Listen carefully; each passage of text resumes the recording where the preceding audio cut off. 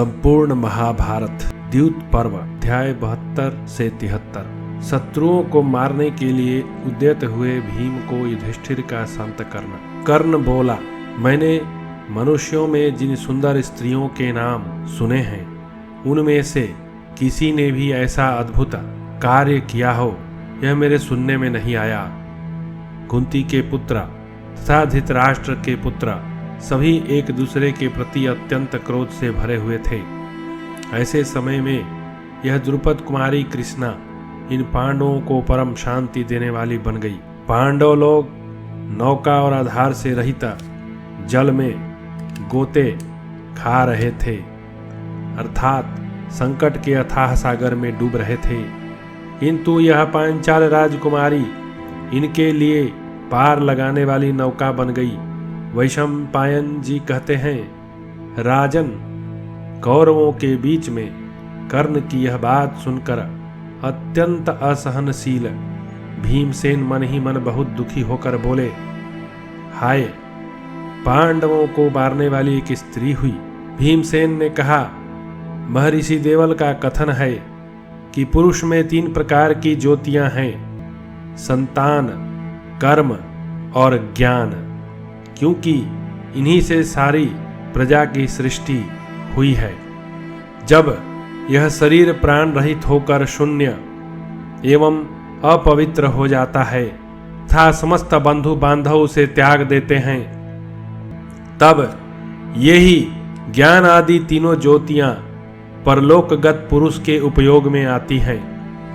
धनंजय, हमारी धर्मपत्नी द्रौपदी के शरीर का बल पूर्वक स्पर्श करके दुशासन ने उसे अपवित्र कर दिया है। इससे हमारी संतान रूप ज्योति नष्ट हो गई, जो पराये पुरुष से छूट गई। उस स्त्री से उत्पन्न संतान किसी काम की होगी? अर्जुन बोले, भारत, द्रौपदी सती है, उसके विषय में आप ऐसी बात न कहे। दुशासन ने अवश्य नीचता की है, किंतु श्रेष्ठ पुरुष नीच पुरुषों द्वारा कही या न कही गई कड़वी बातों का कभी उत्तर नहीं देते। प्रतिशोध का उपाय जानते हुए भी सत्पुरुष दूसरों के उपकारों को ही याद रखते हैं, उनके द्वारा किए हुए वैर को नहीं। उन साधु पुरुषों को स्वयं सबसे सम्मान प्राप्त होता रहता है। भीमसेन ने राजा युधिष्ठिर से कहा, भरतवंशी राजराजेश्वर, यदि आपकी आज्ञा हो तो यहाँ आए हुए इन सब शत्रुओं को मैं यहीं समाप्त कर दूं और यहाँ से बाहर निकलकर इनके मूल का भी नाश कर डालूं। भारत, अब यहाँ विवाद या उत्तर प्रत्युत्तर करने की हमें क्या आवश्यकता है? मैं आज ही इन सबको यमलोक भेज देता हूँ। आप इस सारी पृथ्वी का शासन कीजिए। अपने छोटे भाइयों के साथ खड़े हुए भीमसेन उपयुक्त बात कहकर शत्रुओं की ओर बार बार देखने लगे, मानो सिंह मृगों के समूह में खड़ा हो उन्हीं की ओर देख रहा हो।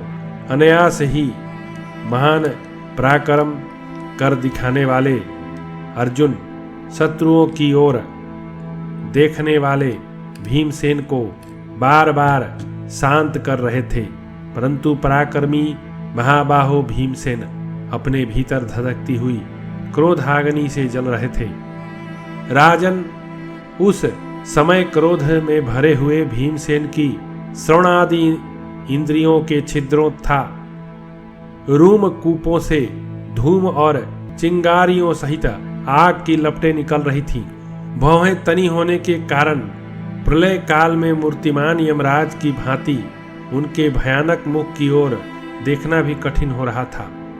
भारत, तब विशाल भुजाओं से सुशोभित होने वाले भीमसेन को अपने एक हाथ से रोकते हुए युधिष्ठिर ने कहा, ऐसा न करो, शांति पूर्वक बैठ जाओ। उस समय महाबाहु भीम के नेत्र क्रोध से लाल हो रहे थे। उन्हें रोककर राजा युधिष्ठिर हाथ जोड़े हुए अपने ताऊ महाराज धृतराष्ट्र के पास गए।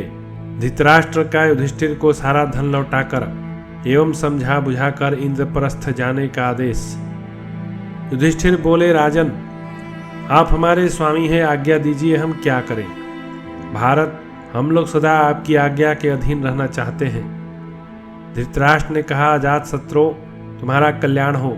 तुम मेरी आज्ञा से हारे हुए धन के साथ बिना किसी विघ्न बाधा के कुशल पूर्वक अपनी राजधानी को जाओ और अपने राज्य का शासन करो। मुझ वृद्ध की यही आज्ञा है। एक बात और है, उस पर भी ध्यान देना। मेरी कही हुई सारी बातें तुम्हारे हित और परम मंगल के लिए होंगी। तात युधिष्ठिर, तुम धर्म की सूक्ष्म गति को जानते हो।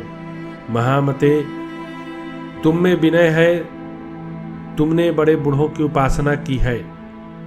जहां बुद्धि है वहीं शांति है। भारत, तुम शांत हो जाओ। जो कुछ हुआ है उसे भूल जाओ। पत्थर या लोहे पर कुल्हाड़ी नहीं पड़ती, लोग उसे लकड़ी पर ही चलाते हैं। जो पुरुष वैर को याद नहीं रखते, गुणों को ही देखते हैं और गुणों को नहीं, तथा किसी से विरोध नहीं रखते, वे ही उत्तम पुरुष कहे गए हैं। साधु पुरुष दूसरों के सत्कर्मों, उपकार आदि को ही याद रखते हैं, उनके किए हुए वैर को नहीं। वे दूसरों की भलाई तो करते हैं, परंतु उनसे बदला लेने की भावना नहीं रखते। युधिष्ठिर, नीच मनुष्य साधारण बातचीत में भी कटु वचन बोलने लगते हैं। जो स्वयं पहले कटु वचन न कहकर प्रत्युत्तर में कठोर बातें कहते हैं, वे मध्यम श्रेणी के पुरुष हैं।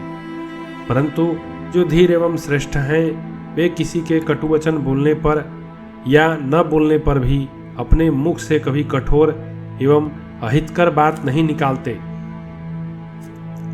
महात्मा पुरुष अपने अनुभव को सामने रखकर दूसरों के सुख दुख को भी अपने समान जानते हुए उनके अच्छे बर्तावों को याद रखते हैं, उनके द्वारा किए हुए वैर विरोध को नहीं।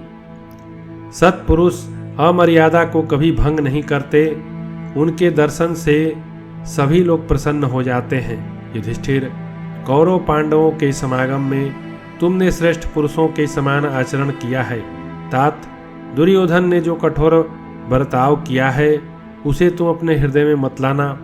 भारत, तुम तो उत्तम गुण ग्रहण करने की इच्छा से अपनी माता गांधारी तथा बैठे हुए मुझ अंधे बूढ़े ताऊ की ओर देखो।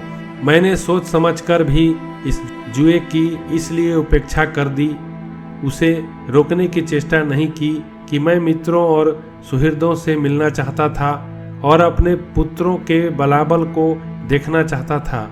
राजन, जिनके तुम शासक हो और सब शास्त्रों में निपुण परम बुद्धिमान विदुर जिनके मंत्री हैं, वे कुरुवंशी कदापि शोक के योग्य नहीं हैं।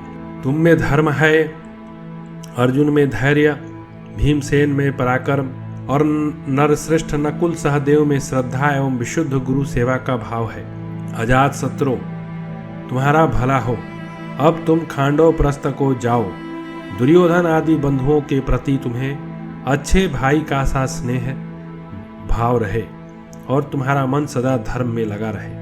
वैशंपायन जी कहते हैं, भरत श्रेष्ठ, राजा धृतराष्ट्र के इस प्रकार कहने पर धर्मराज युधिष्ठिर पूज्यवर धृतराष्ट्र के आदेश को स्वीकार करके भाइयों के सहित वहां से विदा हो गए।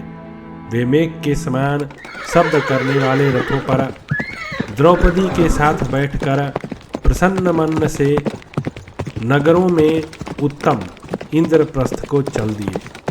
इस प्रकार श्री महाभारत सभा पर्व के अंतर्गत द्यूत पर्व में धृतराष्ट्र वरदान पूर्वक युधिष्ठिर का इंद्रप्रस्थ गमन विषयक 72 से 73वां अध्याय पूरा हुआ और यहीं द्यूत क्रीड़ा पर्व की समाप्ति हुई।